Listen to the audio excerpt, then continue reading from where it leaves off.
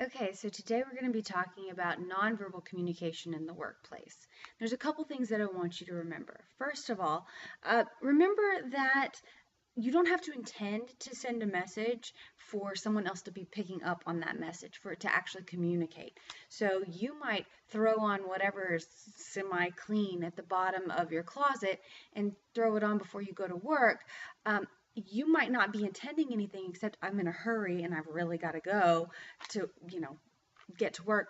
Other people might be inferring things about you based on your appearance that day. So let's also remember that nonverbal communication in the workplace is also culture based, not just in the workplace, but nonverbal communication across the board is culture based. Let me give you some examples. Let's take appearance, for example. So the way you dress or the way you do your hair or the jewelry that you wear, it all communicates something about you. For instance, you would think if you're going to go into an office, a really stuffy office, that you would have on a three-piece suit and that you would be very polished and professional looking. That's not always true for every workplace. Think about the workplace culture of, say, a tattoo parlor, right? If you worked in one of those, wearing that three-piece suit and being very polished and having your tie tack in place wouldn't go over so well with the clientele, I'm guessing. Let's take voice, for instance. Usually we want to speak in a very assertive tone, but remaining quiet so that we don't disturb others at work is also very important. But you can't be a daycare teacher that uses a soft, quiet, soothing voice at all times, especially when you've got a room of rowdy 4-year-olds that you need to manage. Kinesics means body movement. It's the study of body movement. So when you think about how you move, be very aware of this, especially in your interviews, and we'll learn about that later in this semester.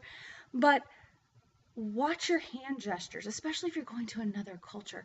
Because, for instance, we think this is really good, right? That's A-okay. You've done a good job. Other cultures, it's the equivalent of sit on it and swivel. So it'd be like throwing up your middle finger. Bad idea in some cultures. So watch those hand gestures, especially ones that serve as emblems, where there's a one-to-one correlation between the hand gesture itself and what you're trying to convey. All right, proxemics. That means how close or how far apart you are from someone else. It also has to do with how you make a public space your own or a shared space your own. Have you ever met a close talker? If you've seen that episode of Seinfeld, you know what I'm talking about. It's the person that just gets too close. They get in your bubble when they're trying to say something to you. It's very uncomfortable. We had a problem one time with a colleague, and he was from a culture where close talking was not a problem. In fact, it was encouraged because it showed intimacy in the conversation. He made a lot of people very uncomfortable, and finally someone had to take him aside and kind of say, here we maintain a social distance when we speak to people, especially when we're not close to them. So we maintain an intimate distance with, say, our parents or our loved one, but more of a social distance with coworkers. Finally, let's talk about haptics. Haptics is the study of touch communication.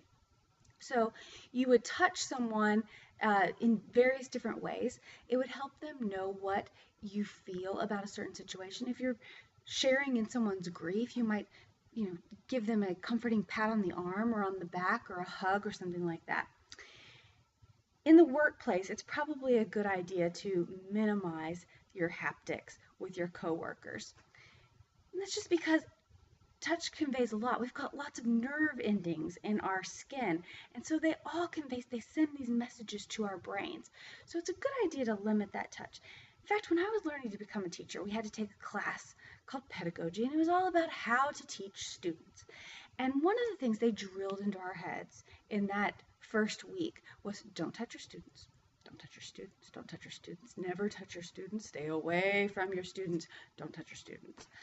And so I had that mindset, but I also, at the end of the semester, was required to meet with my students and physically hand them back their grades for the whole semester. The only time I could schedule this was very early in the morning. I was the only person there.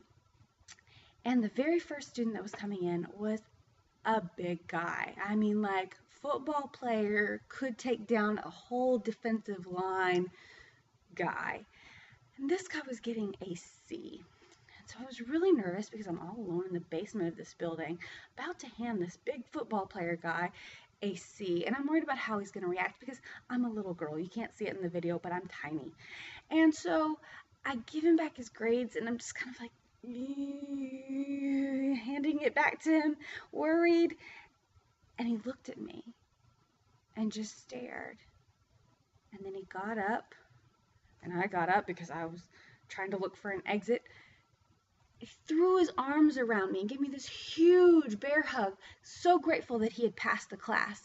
And the whole time he's giving me this bear hug, I just keep thinking, don't touch your students, don't touch your students, don't touch your students. It was so uncomfortable. And then the next person came in, and I handed them their A, and they gave me a hug. And everything I thought I knew about haptics in the workplace was thrown out the window. So I'm just saying, kind of go with the flow as far as the culture goes. It's a good idea to observe the nonverbal behavior of those around you before you engage too much yourself. All right, so the rest of this week, you'll be noticing that we're talking about listening, and we're going to be talking about our demonstration speech, which will be turning in by Sunday night. All right, so keep going, good luck, and I look forward to hearing from all of you.